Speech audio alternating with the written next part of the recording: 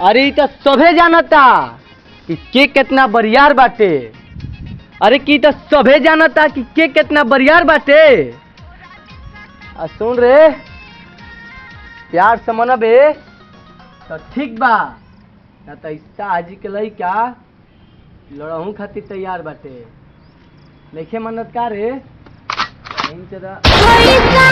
के बेटा तोरा में सटा के चुमा लेता। सपना देखल भूल जा हमार भाई, कैसे की ट्रेंडिंग में मिये जी आई। भारत में मुस्लिम जाति का नाम सदा आबाद रहे। अरे बेटा बात बात पर गोली छेद दिया जाता है कपार में। अरे बेटा बात बात पर गोली छेद दिया जाता है कपार में। निषाद भाई सोच रहा है बेटा तो सीधे भटकोगे शमशान में।